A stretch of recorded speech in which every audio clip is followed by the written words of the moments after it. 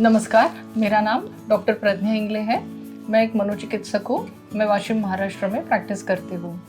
आज हम जानेंगे ओसीडी यानी ऑब्सेसिव कंपल्सिव डिसऑर्डर, ये क्या है इसके बारे में और ये किन कारणों की वजह से होता है इसके बारे में। ये एक सामान्य मानसिक बीमारी है।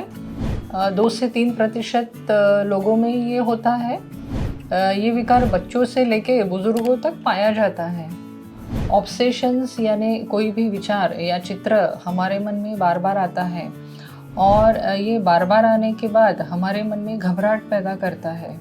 हम जानते हैं कि ये आने वाले विचार आधार रहित है। ये बिना किसी कारण के आ रहे हैं, कुछ ज़्यादा ही प्रमाण में आ रहे हैं। ऐसे विचारों को हम चाहकर भी रोक नहीं पाते हैं। ऐसे बार बार आने वाले विचार या चित्र को हम ऑब्सेशंस कहते हैं।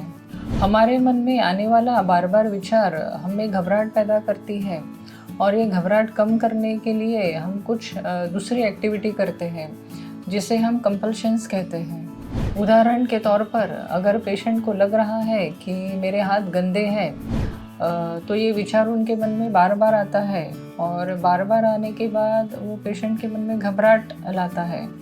फिर आखिरकार थक के पेशेंट जाके हाथ धो लेता है। कंपल्शन से पेशेंट को कुछ समय के लिए अच्छा लगने लगता है, लेकिन कुछ समय के बाद ये चेंज रिपीट होने लगती है, जिसे हम ओसीडी बोलते हैं। अभी हम देखेंगे ओसीडी के कारणों के बारे में।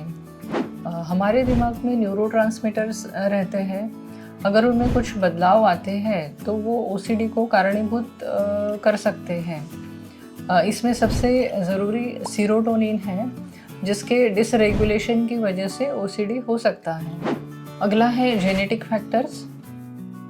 अगर कोई व्यक्ति को ओसीडी है तो उसके नज़दीकी रिश्तेदारों में ये विकार होने की संभावना 3 से 4 गुना ज़्यादा होती है सामान्य जनसंख्या की तुलना में। अगला है न्यूरोएनाटॉमिकल चेंजेस। दिमाग में कुछ हिस्सों में अगर कुछ प्रमाण में बदलाव आते हैं तो ये भी एक कारण ओसीडी होने का हो सकता है। इसमें ज़्यादा महत्वपूर्ण सर्किट्स होते हैं। इन सर्किट्स में बदलाव के कारण ओसीडी हो सकता है। अगला है एनवायरमेंटल फैक्टर्स। व्यक्ति के वातावरण में तान होने के कारण ओसीडी हो सकता है।